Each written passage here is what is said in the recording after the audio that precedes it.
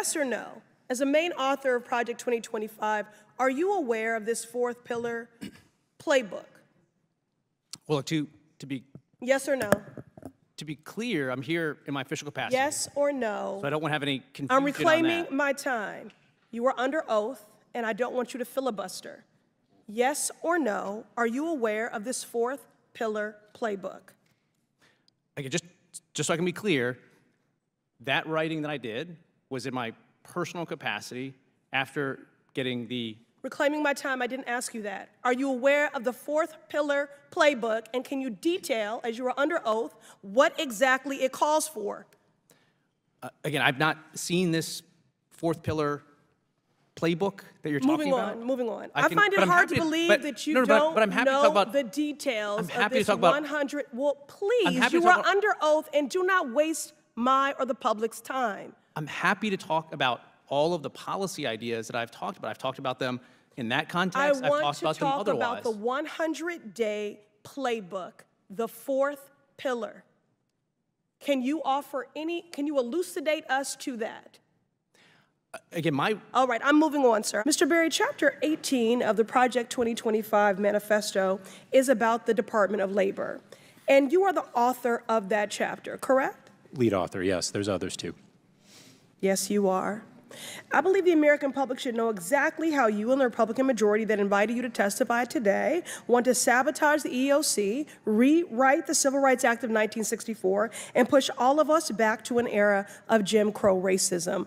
I'm shocked that my colleague across the aisle was in disbelief at our characterizations and assertions of racism and discrimination when even former House Speaker Kevin McCarthy said the Republican side of the aisle looked like the most restrictive country club in America. We all know that Make America Great Again is about making America white only again. There is not one woman on this panel, and I almost walked out just on the strength of that. But the only reason why I didn't is because that is a systemic issue here in Congress and often for people who come before this committee. And if you don't have one woman in a position of leadership and authority that should be there, then that is also a problem. But again, women, hundreds of women, the report detailed hundreds of women who experienced harassment with no recourse. For over a decade, the FDIC, under your leadership and your predecessors, ignored them. Chair Gruenberg, in November, in fact, not that long ago, you stated that the FDIC already has, quote, appropriate policies and procedures in place, unquote. Do you now agree, and this is a yes or no question, I'm serious, do you now agree that the policies and procedures in place have been a cataclysmic failure and an affront to the many women who have been harassed, pushed out of the FDIC, and forced to change their career goals and life trajectory? They have failed, yes, Congresswoman. DEI is a huge step backwards for our country. It has taken generations, not to mention a civil war, a civil rights movement, to move past a stain on our nation's history. But we have made tremendous progress. But to codify discrimination in an effort to remove discrimination is a woeful initiative and would undo generations of progress we have made as a nation on this. Every tear, every drop of blood, the sweat of our founders, our forefathers that have fallen would be in vain for us to continue and to reverse the path that we have. We are debating legislation that denies the sky is blue, water is wet, and racism is real. The major provision of the bill says to ban anything that acknowledges racism. And a few pages later in the exact same bill, there are multiple provisions discussing the presence of racism. This Republican approach is as predictable as it is nonsensical. On one hand, they're saying that racism does not exist. On the other hand, they are saying there is rampant reverse racism. Well, how do you reverse something that never existed in the first place? Riddle me that. While this Republican policy may have a new name, it's the same old tired game. Look, y'all are entitled to your opinions, but not a denial of the facts. Colleagues across the aisle have waged an all-out war on diversity, equity, and inclusion. I'm not sure if it's that they just hate one aspect of it, like diversity, or if it's the combination of all three. So there's this September 5th, 2023 piece in Air and Space Force magazine, and it's titled in part, "Why Diversity Should Scare the Hell Out of Our Adversaries." And I've never seen the fear in someone's eye when they're confronted with diversity, but I think part of this DEI stuff, insofar as we insert it in younger children, implies that if you're not of European ancestry, you're not going to do as well in this country. Is it worth funding the DEI programs in the military? What good has it brought to the military? We have the biggest recruitment crisis that we've ever had. That is a fact. And I believe that the DEI programs and the politicization of our military is another big reason why. It is no surprise that the same people complaining about DEI are the same people who complained about the Me Too movement, about Black Lives Matter, about the ERA, about the gay rights movement, and so much more. The fact that as soon as someone who is Black or gay has a disability earns a promotion, Republicans complain that they are unqualified and begin ranting about how diversity, equity, and inclusion is ruining the country. It's shameful, it's untrue, it's discriminatory, and we must not back down in our efforts to create a nation that respects all people. Might I add that the opposition is majority overwhelmingly white and male. I have a teenage daughter, and we like to play a game called Two Truths and a Lie. So if you'll indulge me, we're going to do some variation of that right now. I want to use my platform to clarify some of this disinformation by playing a game called Fact or Fiction. Dr. Caleb, I'll say a statement, and you'll reply with just one word stating if it is fact or fiction. Let's start with this. Fact or fiction? The FDA conducted a rigorous review of extensive research on mifepristone. Correct, that's a fact. Mifepristone has been on the market for almost 24 years, and more than 100 studies have affirmed its safety since. Fact or fiction? Judges know better than public health experts if medication abortion is safe. Because the Supreme Court is currently adjudicating a case that involves it. But I am on record, and so are all of us, that it would be bad for the entire system of drug development and availability of medications in the United States if judges begin overruling the FDA as a matter of routine. Thank you. So that's fiction. The FDA, not the courts, determines the safety of drugs. Fact or fiction? Mifepristone as a form of medication abortion is safe and effective. Fact. Correct, that's fact. Research shows that less than 1% of patients experience serious side effects, posing fewer risks even than Advil or Tylenol. The facts are adding up. Mifepristone is a safe, effective, and routine form of health care that remains necessary and legal across the nation. Now, this may be a game for today's hearing, but unlike Republicans, I have no interest in playing games with people's lives. And this is gravely serious. For many, especially Black women, pregnancy and childbirth can be life-threatening. One of my constituents, a mother, shared her story of how she was forced to go through a step therapy to treat her neurological condition and saw her condition worsen as a result, to the point where she spent a year relearning how to walk. And her story is no anomaly.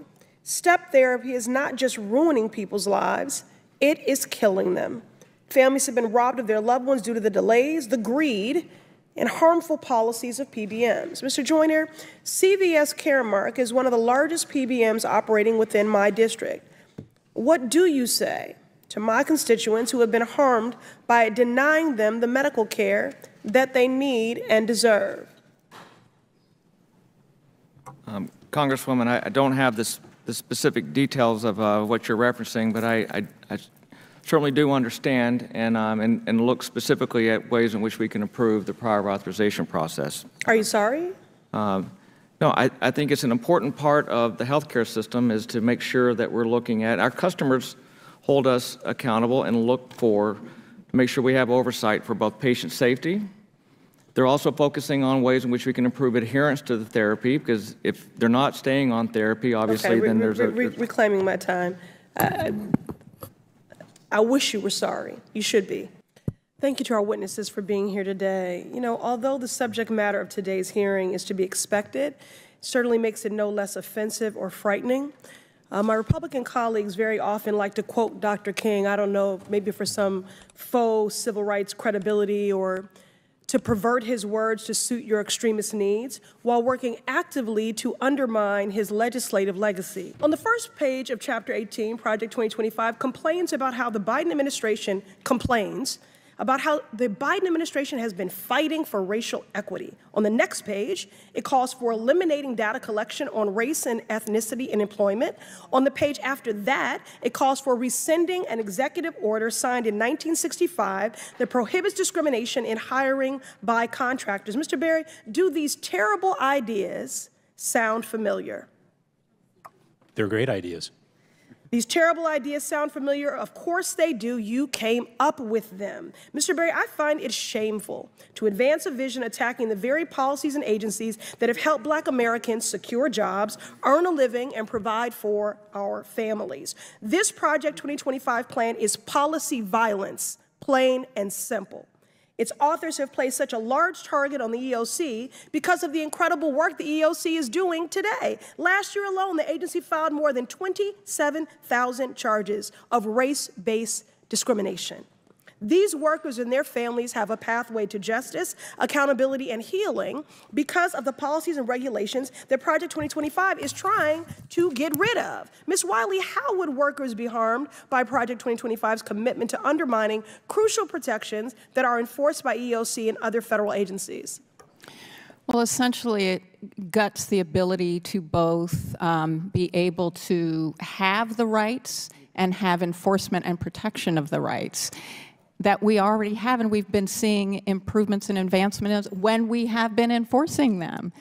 And I'm also deeply concerned with any suggestion that we should not be collecting data or that labor rights, the rights to organize, which has been so important for workers across race, including white men, to ensure that they're getting fair wages and safe working conditions.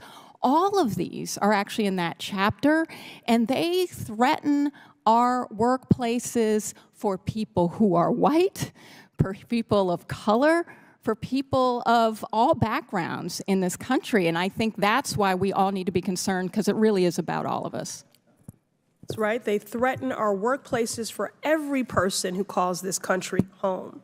EOC offers essential protections that create workplaces where all of us can thrive, but Project 2025 aspires to be the realization of a decades-long crusade by Republicans to strip away this key pillar of the Civil Rights Act. As a founding member of the Stop Project 2025 Task Force, I look forward to showing and telling the American people exactly who you are, Mr. Berry, along with your extremist friends. I urge my colleagues to join me in building the inclusive world we know to be possible, one in which everyone, is there something funny? No. I didn't think so. Nothing funny about this. And in honor of my departed mother and for my 15-year-old daughter, I will do everything possible to stop you from building the world that you were hell-bent on doing. I urge my colleagues to join me in building the inclusive world we know to be possible, one in which everyone can show up to work free from discrimination. Thank you. I yield back. You know, this would all be funny if it wasn't so devastating.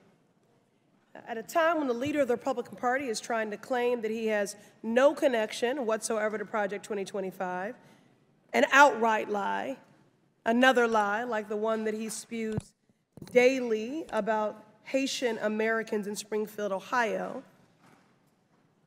Again, the leader of the Republican Party is trying to claim that he has no connection whatsoever to Project 2025, an outright lie. Our Republican colleagues have invited 4 of the manifesto's architects to testify today. I'm over here. In a desperate attempt to erase all of the ways that the American public has benefited from the Biden-Harris administration, this committee has instead spotlighted what Project 2025 would offer: chaos and corruption. However, we would be ignoring a critical component of Project 2025 if we did not address the fact that its creators have been secretly peddling a, quote, 100-day playbook, unquote, that contains executive orders and emergency actions to roll out in the first hours of a second Trump presidency. Instead of sharing this plan with the public, an indictment of your dangerous policy plans in and of itself, those behind Project 2025 claim it is too controversial to release. Ms. Guna Sakara, yes or no? As a main author of Project 2025, are you aware of this playbook or quote-unquote fourth pillar? And remember, you are under oath. Yeah, and it's online on the website.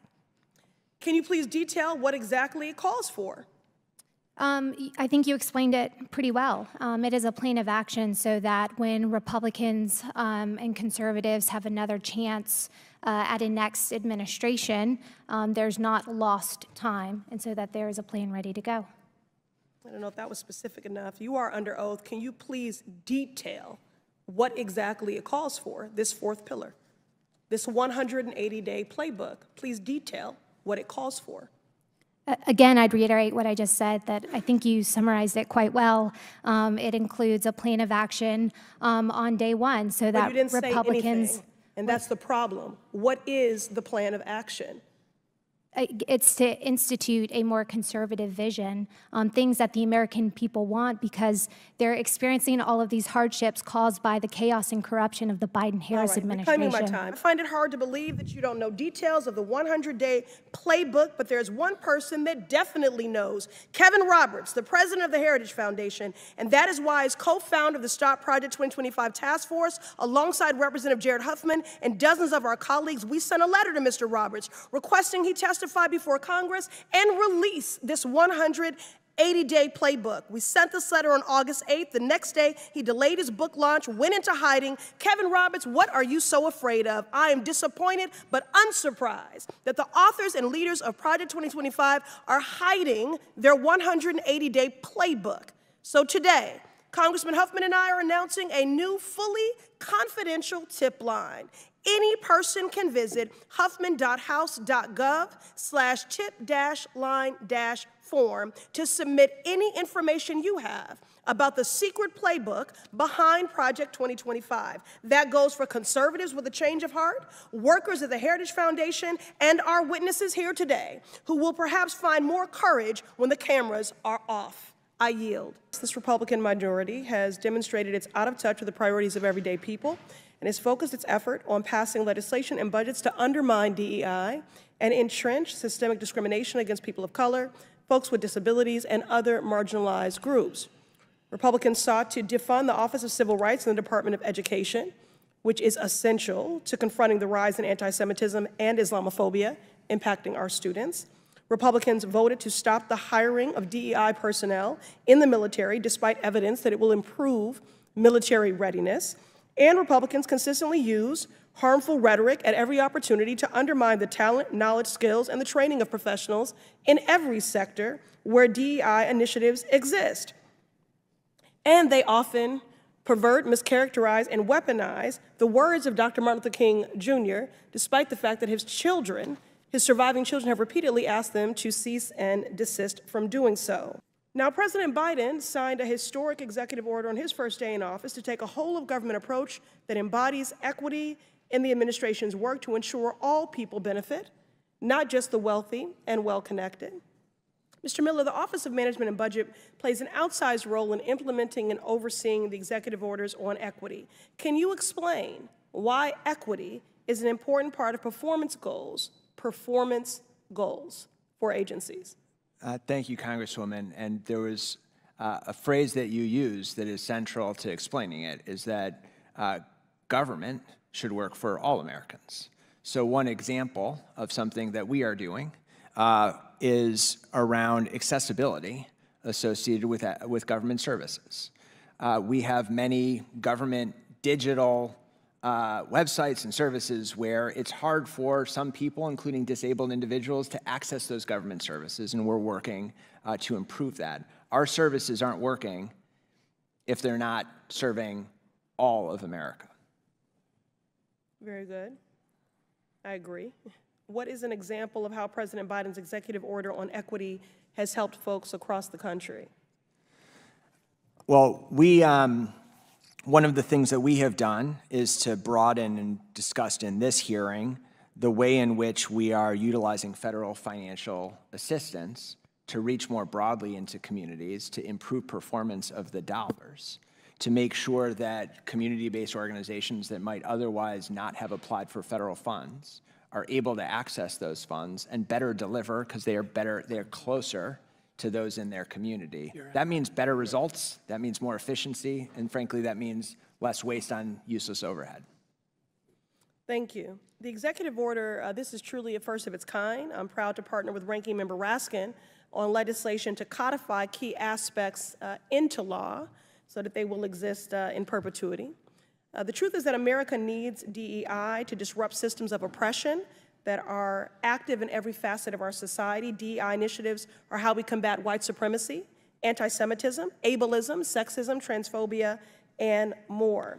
In the face of this opposition, I applaud those who are committed to doing this work, from college presidents, corporate executives, to community organizers and academic researchers, and to those who are against DEI.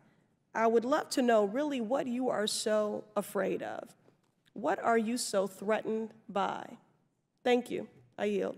Thank you, Commissioner, for joining us today.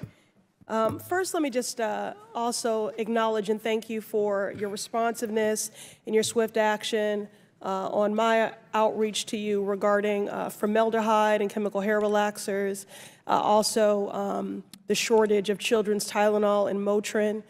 Personally, as someone living with alopecia totalis, I also appreciate your efforts in that regard. And finally, for the purposes of my question line today, reproductive justice. Dr. Califf, last year the FDA took pivotal steps to protect medication abortion access, including by allowing abortion pills to be prescribed by telehealth and distributed by retail pharmacies. Medication abortions accounted for 63% of all abortions performed in the United States last year. If mifepristone is pulled from the market, access to routine medical care would be jeopardized for people across the country. As part of their draconian, unpopular goal for a national abortion ban, let's call it what that is, forced birth, which for many will result in forced death, Republicans continue to try to block access to medications like mifepristone by spreading baseless conspiracy theories. The fake news is rampant.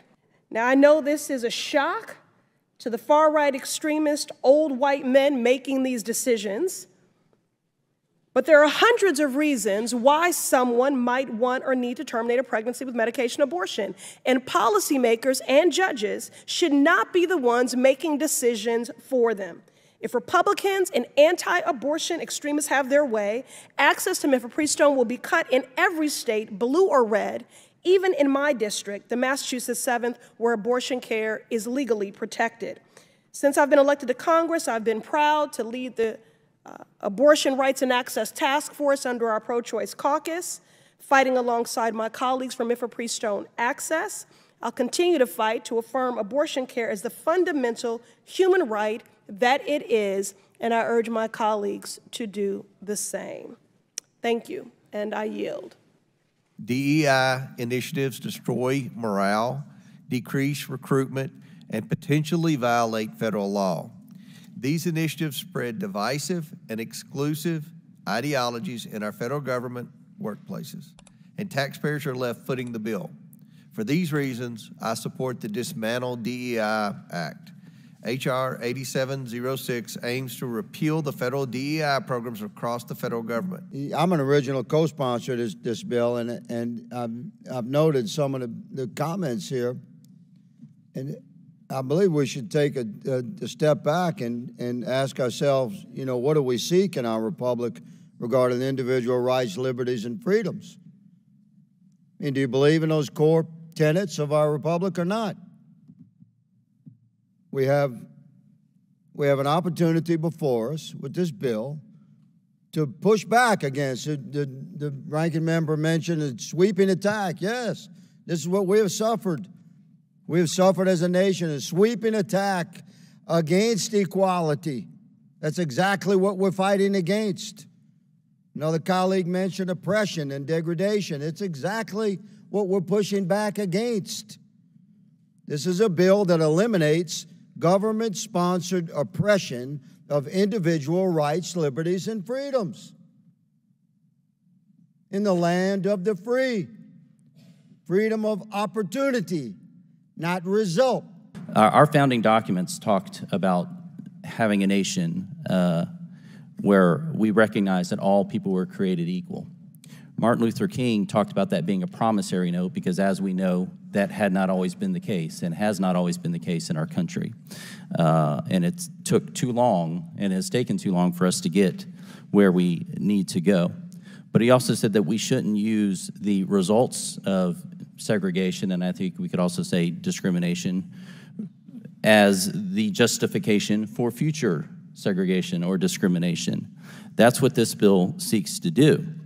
It seeks to reverse some of the policies that have, instead of looked at merit or qualifications or the like, and institute a policy where you are hired on those things instead of where the first thing we look at is factors about our character, our personality, our skin color, our sex, whatever the case is in qualifications for a job. And I'll just point out, you know, there's many of these examples, but the Air Force's Diversity and Inclusion Resource Book has recommendations for unconscious bias, race-specific learning, cognitive diversity teaming, general diversity and inclusion and belonging, and it includes a book title called White Rage. This is the kind of things that are going. We should not discriminate at all in our government. This bill, titled the Dismantling DEI Act, is an utter disgrace. Having sat and read the text in preparation for today's markup, I have yet another example to tell my constituents about the unserious work of the Republican Party. Now, I'll work with anyone serious about progress who wants to center the people who call this country home. This isn't it. Do you all know your history? Do you know American history? The original Constitution counted enslaved individuals as 3/5 of a person.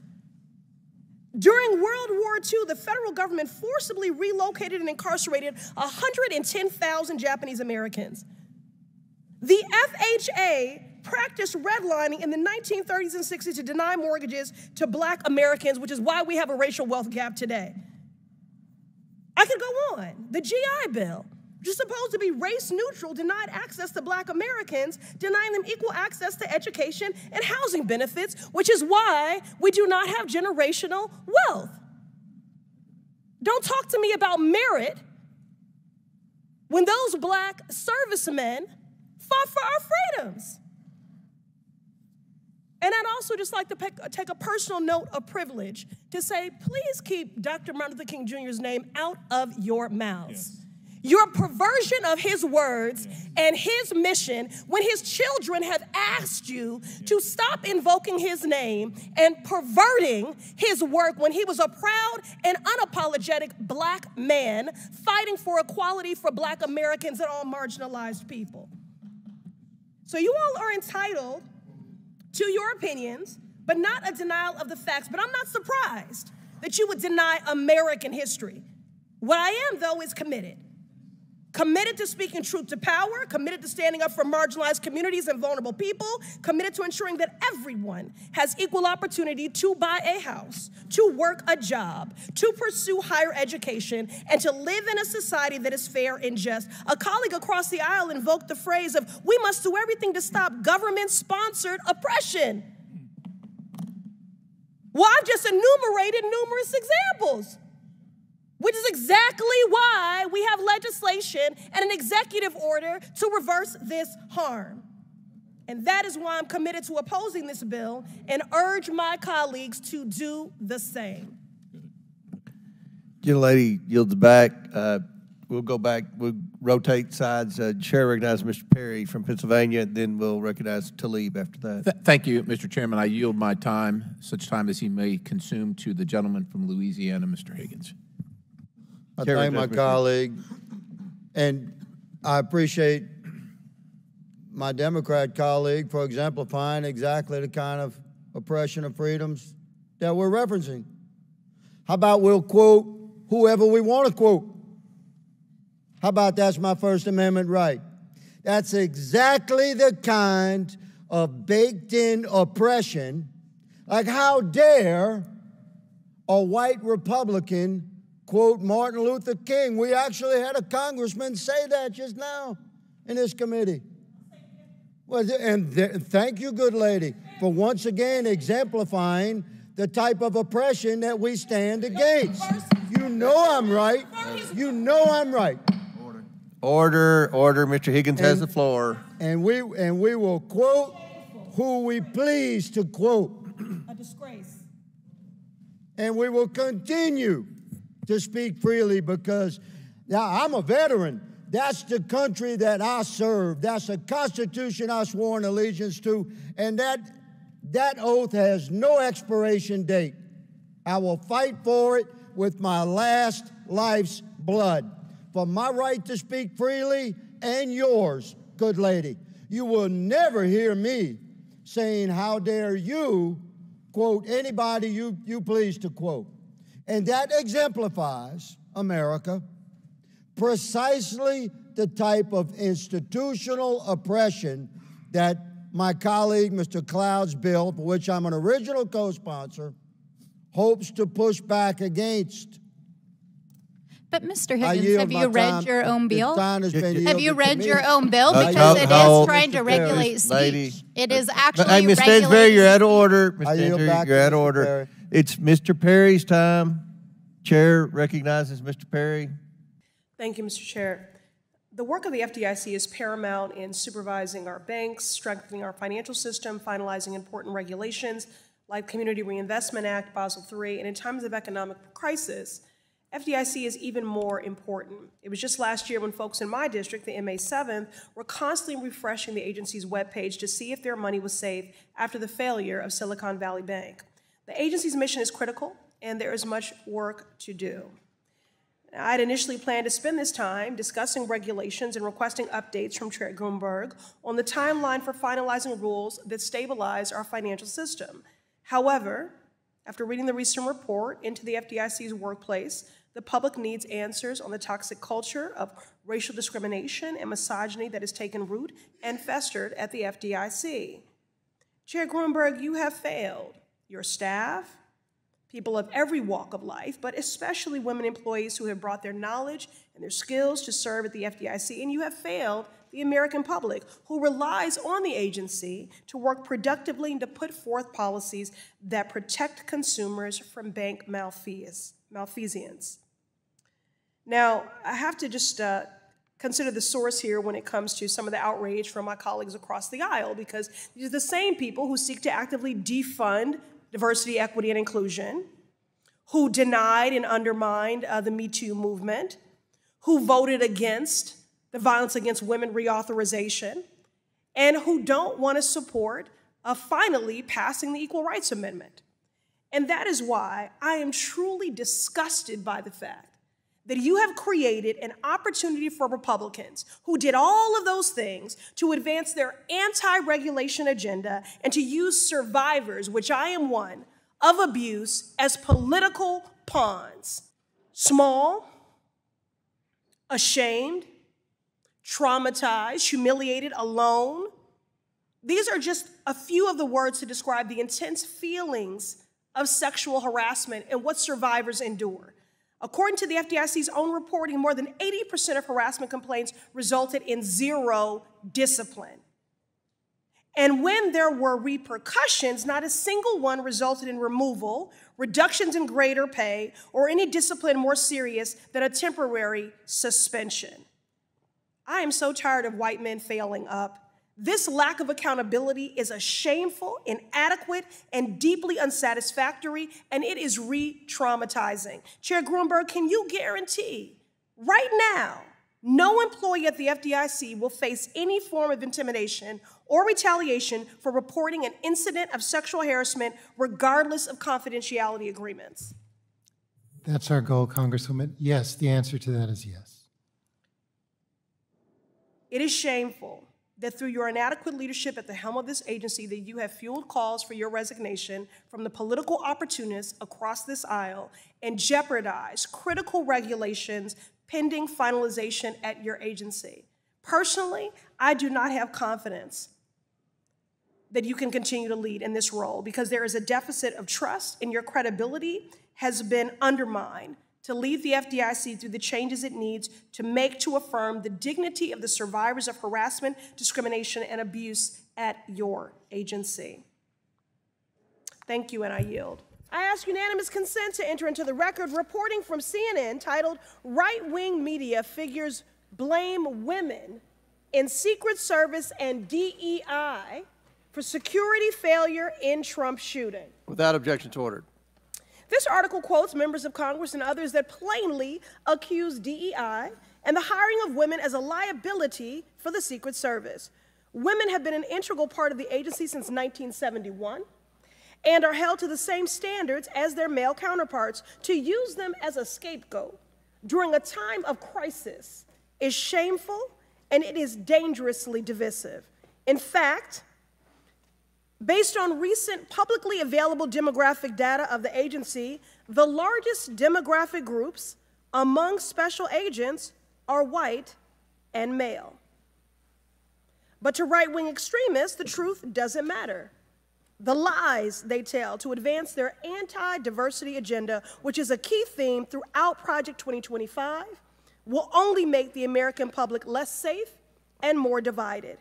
And every day, Director Cheadle, that you fail to give us answers, they are given more oxygen to make their baseless claims that women and people of color are responsible for tragic events. And that is dangerous too. Thank you. And I yield my remaining time to Ranking Member Raskin. Thank you to the distinguished gentlelady from Massachusetts, and thank you for those trenchant insights. I wanted to make the point that you were making and several of other members were making to bring it into sharp relief here. The very same day that Donald Trump narrowly escaped an assassination attempt, but an honored firefighter was gunned down and killed and other people were injured. There was another mass shooting that day, just several hours later in Birmingham, Alabama. 4 people killed and 10 wounded in a nightclub shooting. And you might think, oh, that's some kind of freakish coincidence. Not at all. We have more than one mass shooting a day in America. They are so commonplace now that they are barely reported in the national news. It's, of course, local news in Birmingham, Alabama, that 4 people were killed and 10 other people were shot and seriously wounded, being treated at the hospital. These things are a nightmare for the families of the victims who've been killed, for the families who have to take care of people who've been seriously injured and wounded. They are a major financial drain, publicly and privately, and yet we allow AR-15s to be purchased with abandon, promiscuously, all over the country. People can just go out and get an assault weapon. And the distinguished gentlelady from Michigan was right. We have a hearing when it affects the President of the United States, but on all the other days of the year, we don't have a hearing about it. And I think it is because of an honest disagreement we have about the Second Amendment. There are some people who think the Second Amendment means you've got the right to arm yourself with whatever weaponry you need to overthrow the government of the United States, and we reject that as a false interpretation of the Second Amendment and a false interpretation of the Constitution. We can ban assault weapons. We did it back in 1994. It dramatically reduced these mass shootings, and when that ban was lifted, the mass shootings went up through the roof again, and we've shown it. And so just like we're demanding real answers and real action from the Secret Service, let us demand real action and real answers from ourselves about the nightmare of mass gun violence, which puts America into a category all its own when you compare us to the countries in the European Union or Canada or other similarly situated countries. There's nothing like what we're going through. So we've got to act on the Secret Service to protect ourselves against political violence, and we've got to act as a Congress to protect ourselves against AR-15 violence in America.